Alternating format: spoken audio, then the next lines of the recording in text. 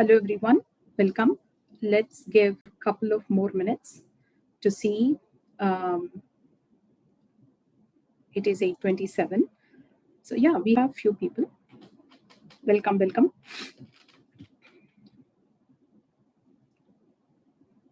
Let's give a couple of more minutes. Meanwhile, if you have any questions, you can put it in the chat and I'll answer them. We'll start at 8:30, okay? Oh wow, we have 10 people already. Welcome.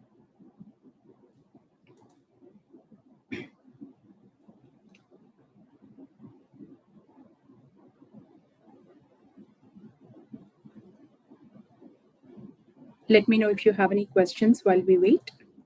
I can answer.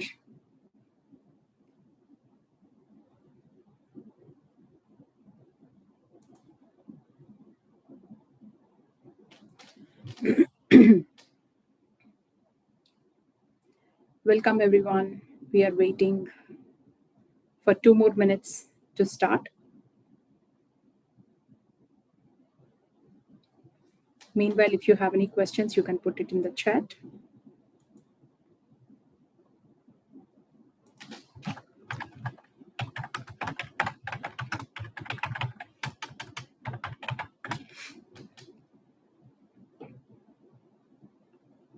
It's 8:29.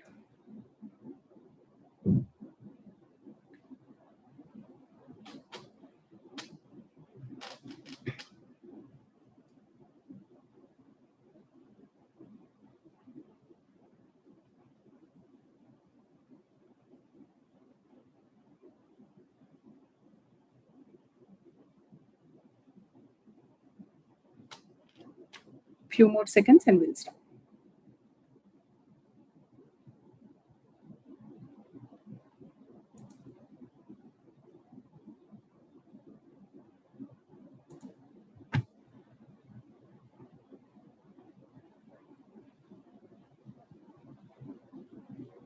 Okay, it is 8:30. Hello everyone, welcome. Today is February 4th, 2026, and we are already on episode 4 of Path to Courage, Parenting Teens, The Power Struggles. In this sequence series, we have been looking at timeline-wise, what are the things that are going on right now. Last week, we talked about course selections. This week, I think at least for Dublin Unified School District, the course selection has ended last Sunday. And already, I think most parents are struggling about what do we do for summer, right? Summer courses, summer extracurricular activities.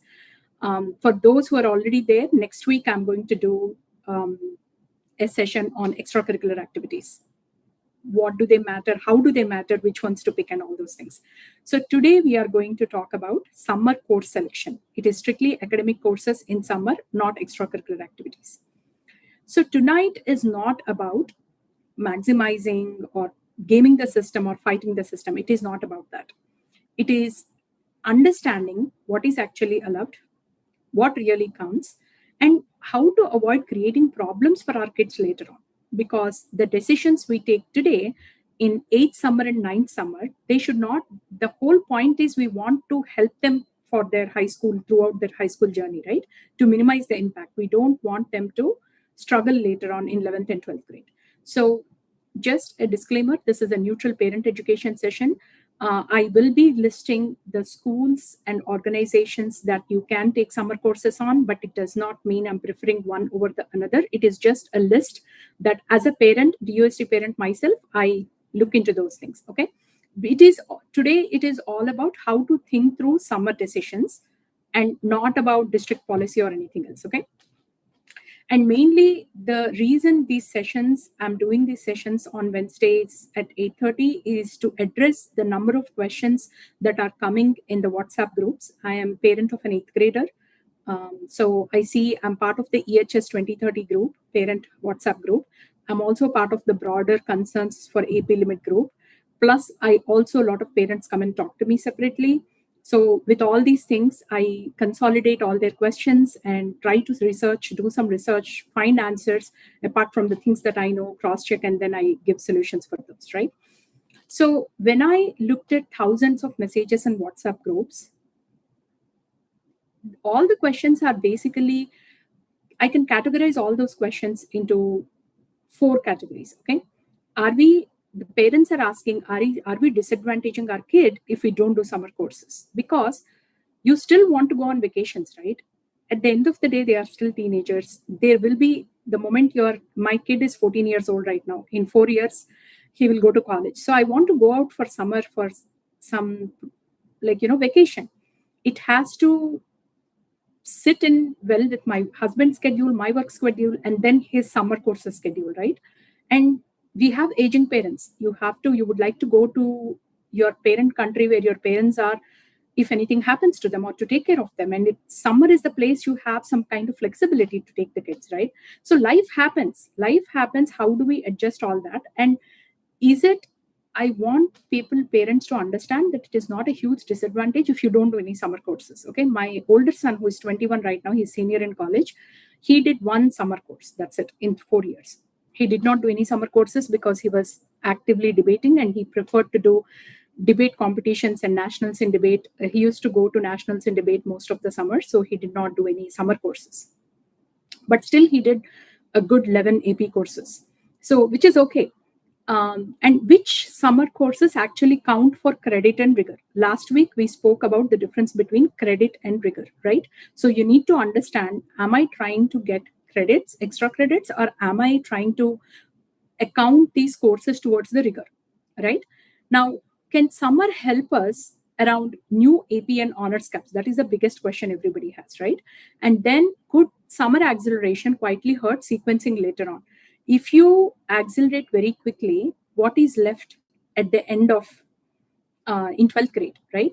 So all these questions are reasonable, right? But the confusion is because of the new mandate of the AP limits, and then some college myths, and the pressure we feel by comparing ourselves with the parents, like our friends' kids or relatives' kids or something, or kids' peer pressure. They are comparing themselves with other school districts. The biggest problem is they are comparing themselves with, because any kid who is doing any kind of extracurricular activity, whether it is sports or debate or anything, they are comparing themselves with, they are competing against kids from other school districts, and they are talking to them and they're thinking, oh, but it is not like that. We are strictly compared with our school context. So it does not mean, like, when you are compared, when your other school districts, other friends are doing something, people in other schools are doing something, it doesn't mean you need to do it, right?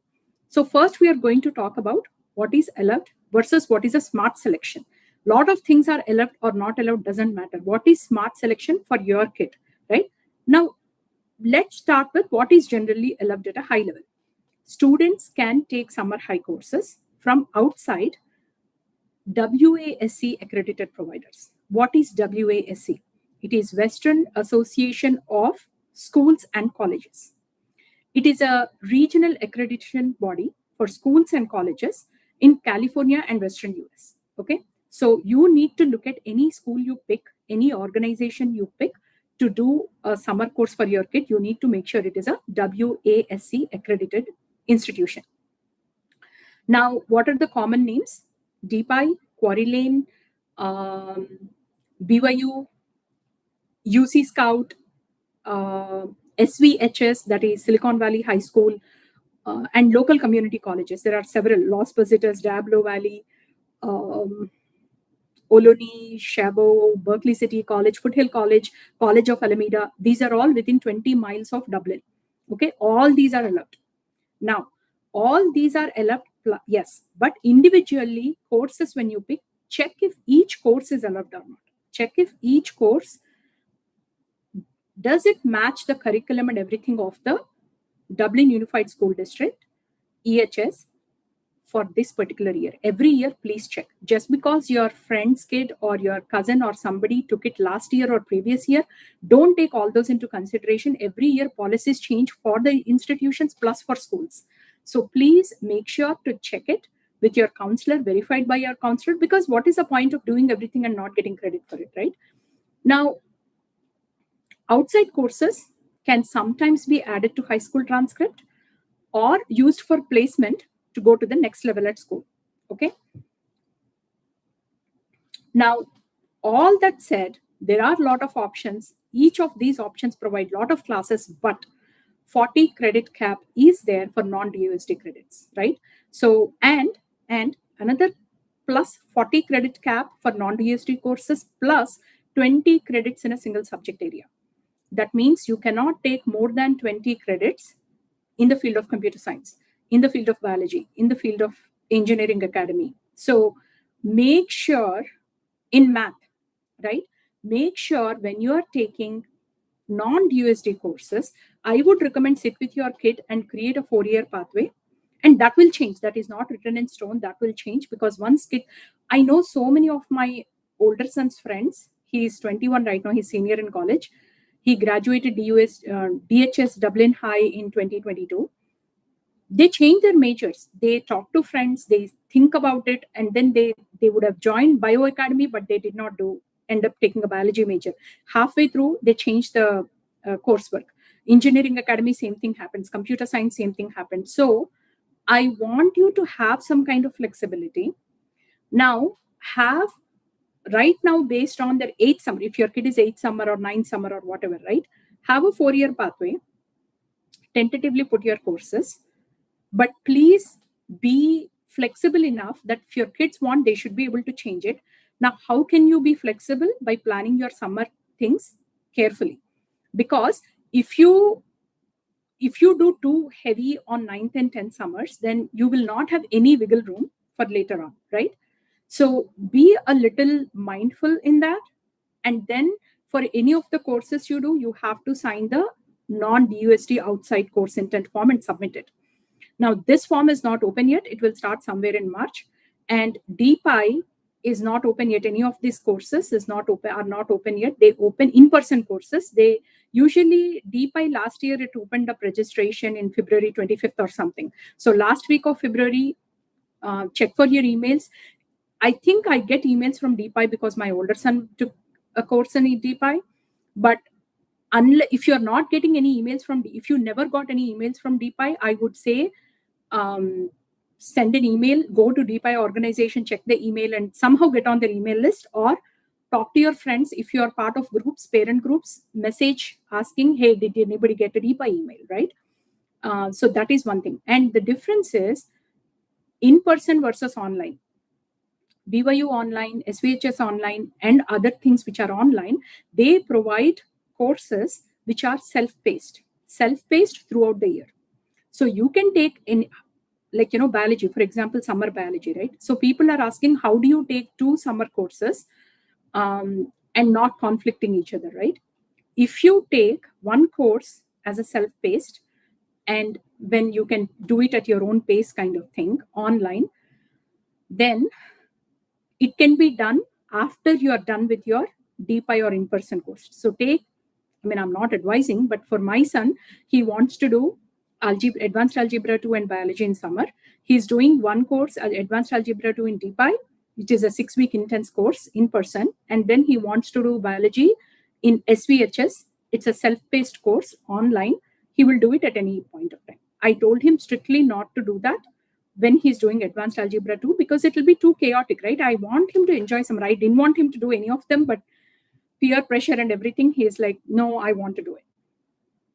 So now AP and honors taken at school count towards 4 per year and 11 total caps. AP taken outside of school do not reduce your 11 cap. They're outside, but they have the limit of 40 credit cap, right?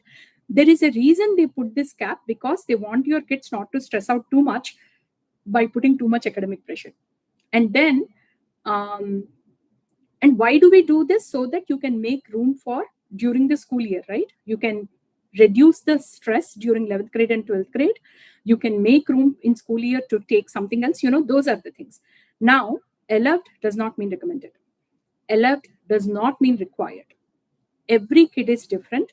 You need to understand how your kid can handle it. And based on that, what do I do, right?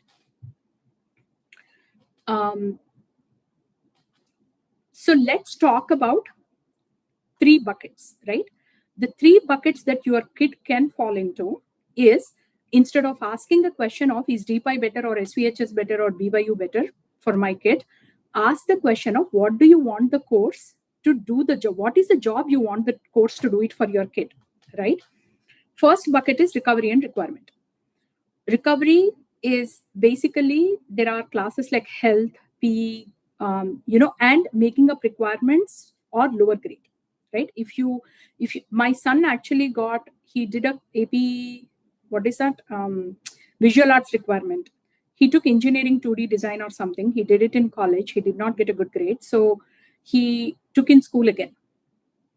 But he could have taken it in summer to recover the lower grade. So you can do that. Even if you get a B, I think you can do it. Second thing is PE or health. If you do it in summer, like if your kids are in any of the sports or anything, right, they can easily do it. They will continue doing it in summer, right? So you can easily talk to the counselor and see how you can sign off the requirements. You have to see specific requirements for those, and they can easily sign those off in summer. So they are low controversy. Your counselor will agree to it. It's like clearly defined, right? And you're taking for a reason, specific reason. So that is easy. Now, bucket 2 is acceleration sequencing. That's where all the stress comes in. You are doing, last week we spoke about all the examples, doing geometry in summer to reach algebra 2 sooner, doing biology in summer to do honors chemistry, all these things, right?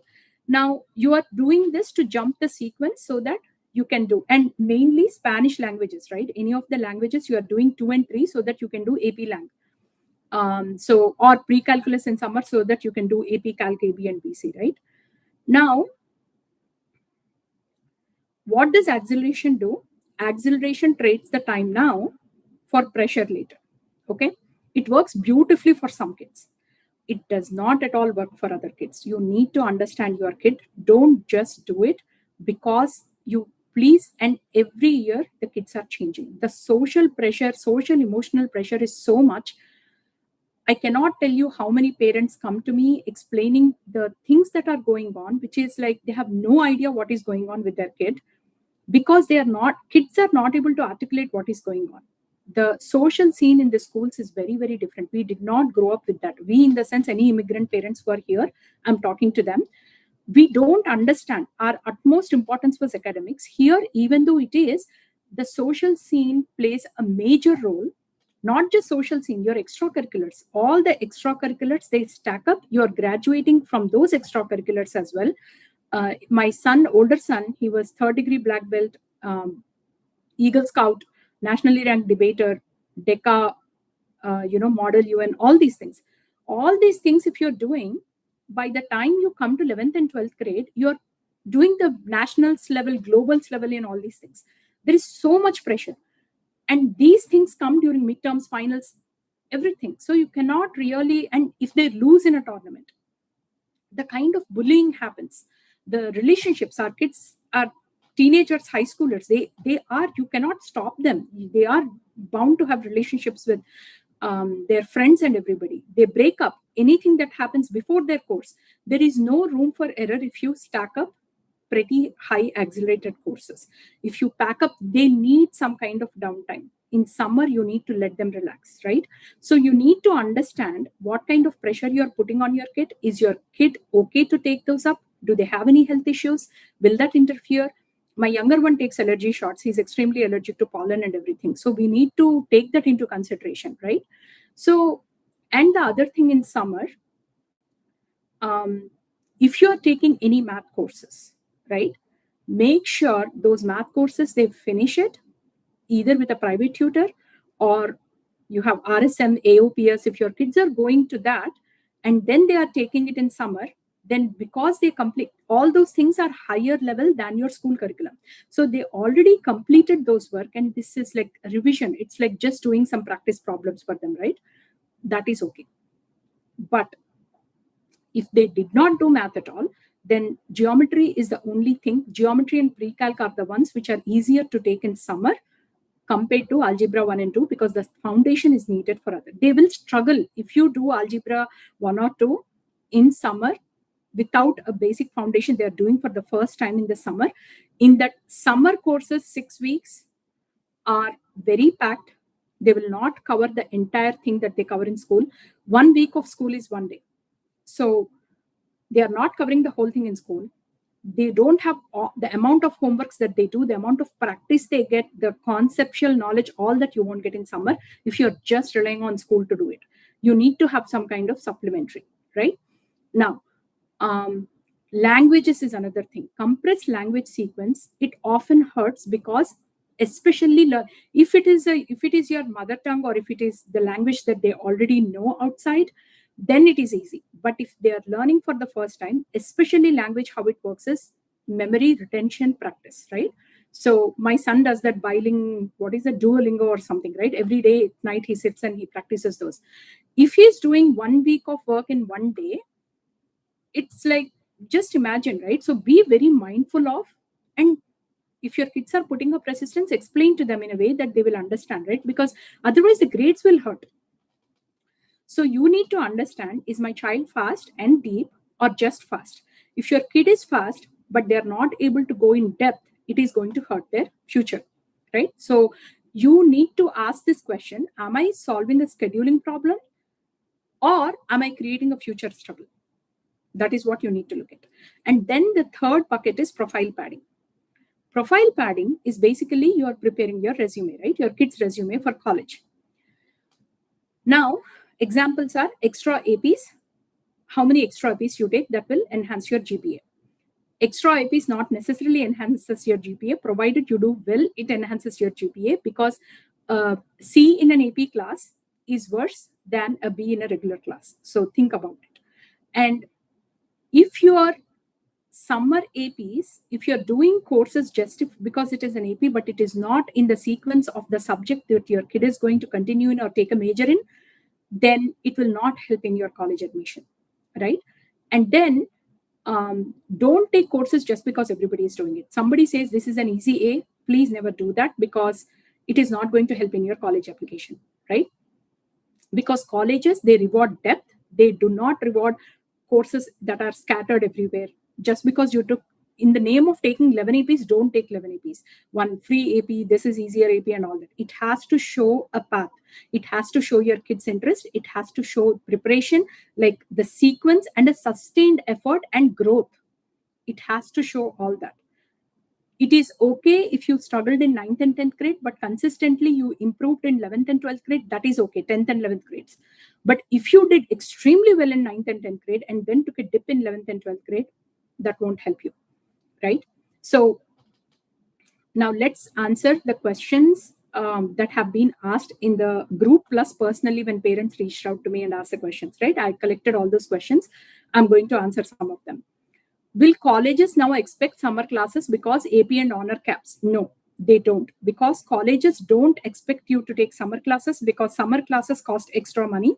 We are public schools. Summer classes cost extra money. Not every family can afford that. And even if it is not financial burden, because of your, you need to go to another country or whatever, you take care of your parents, whatever, you cannot do it, right? So you will not be penalized for that. So colleges evaluate students in the context of what school is offering during the prime time of the school year. In that, if you show rigor and interest and sustained effort and a constant growth, you are good. Even though you did less APs than some other kid who took all summer courses, still, if you have a strong profile, that all matters. It does not matter whether you took summer courses or not, right? And does taking an AP class outside like SVHS or BYU help admissions? It can help if it fits coherently to your academic path. As I talked about, any classes taken outside of school, they should actually help in your sequencing, in your advancement, in your interest, in the major you're taking. Then they will help, right? Colleges, what they do, they always look at what courses are available in your school, and because you want to enhance and take further courses, you have taken these to make space during your school year, then it works, right? And is summer the only way now to keep both languages and STEM? No, summer is one option, not a requirement. Many students keep both by using their 6 periods thoughtfully. If you keep your 6 periods thoughtfully and choosing where to place honors or AP courses and spacing the rigor over 4 years, you can do everything. Now, should my 8th grader take algebra or biology in summer to stay ahead? That decision purely depends on your kid's capability and their mental and emotional capability and how much rigor they can take. Physical capability of sitting in a class for long hours, retaining everything, coming back and doing it. Remember, if they fall sick, if they get a viral fever or flu or anything, right? And if they cannot go to school for 1 week, they miss each day is 1 week's class. Just imagine how much of school they missed and how much. See, at the end of the day, school will give makeup. All the things will be there. When you are sick, you will get so many days to make up. But in a 6 weeks class, if you miss 3 days here, 2 days there, 4 days there, how much can they give for makeup, right? They have to consolidate everything within 6 weeks. So please keep that in mind. Don't do it because in the fear of falling behind, because foundational courses, again, if they already did an AOPS or RSM or a personal math tutor or something like that, and they are comfortable, they say that biology is very comfortable if you have the basic knowledge, right? If they are comfortable with all those things, and perfectly fine, right? Then they can, it will be an easy level. But still, if your kid who falls often sick, then it's a very red flag. It becomes very difficult for them to make up if they miss too much of school. What's the biggest mistake parents make with summer courses? Using summer to solve scheduling problem. That is the biggest mistake, because what they do is they create an academic or mental health problem for their kids, right? It becomes too stressful for their kids. And there are just, I want all of you to go and read what is the mental health issues in the Bay Area, across Bay Area. I went to my regular, I go to PMF, I went to my well check, and I saw a pamphlet. PMF has something called Scout right now. It is mental health online for kids, teens, and 1 in 6 kids are mentally diagnosed with mental health issues. Diagnosed. Most parents, they can't even identify if their kids have any mental health issues. They'll say, okay, come on, he's tired, or kids don't know how to express they have mental health issues. Parents don't know how to identify if they have mental health issues. The people who are coming to me, they are very, very late. Please don't do that. The kind of pressure you're providing your kids, giving your kids, is it worth it? What is the price? There's a payoff for everything, right? What are you doing? So what's the biggest mistake? I told that already. So yeah, I think that those are all the questions that I have. Summer does not have to become a second school year. Please have a very thoughtful reason, clear reason. What problem are you solving? What future courses depend on this? What happens if my child struggles later? Try to answer all these questions, and please sit with your kid. You as parents need to understand their level and all those things, right? So try to create a calm, sustainable, emotionally grounded, well sequenced high school path, right? It always beats an overloaded one anytime. If a kid has several AP courses but they don't follow a proper path, your kid has more advantage even if they did very few classes. Okay, so thank you for being here. If you're watching the replay and you have any questions, so please put it in the comment section and I will answer to all those things. If you have any questions, just put it in the chat and I'll respond to them. Okay.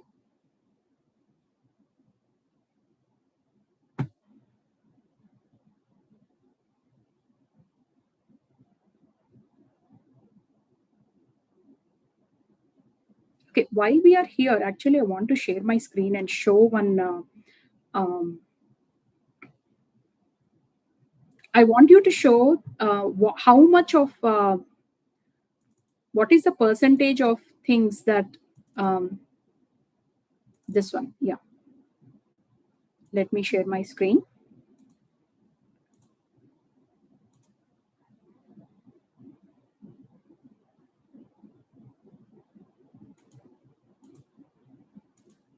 You can see the screen, right? Weightage of activities in colleges. Academics is 20%. Grades, APs and SAT, ACT is 20%. 10% is recommendations. Competitions and intellectual vitality is 35%. Volunteering is 15%. Essays and interviews are 20%. So your academics, all the APs you're doing, if you put all the academic stress on the kids and they have no time to do anything else, you're gearing towards only 20% of the 100%, 1/5 of the college, what matters for college. So please be mindful of how much you are putting pressure on the kids, right? You need to constantly work towards a holistic view, because colleges see a holistic view. To be able to properly write an essay, kids should have a proper interest and there should be a journey. Then you don't need to hire any essay writing persons or anything, it automatically comes. And there is 50% is competitions, intellectual vitality, volunteering, all this is 50%. So please be mindful of that. Okay, I hope today's session was useful. I can see that the screen share. Can you post the breakdown here? Okay, yeah. Let me see. I don't think I can add I cannot add a screenshot here. Let me do this. You send your, can you post your email address? I will send it to you. Put your email address here and I can send it to you, okay?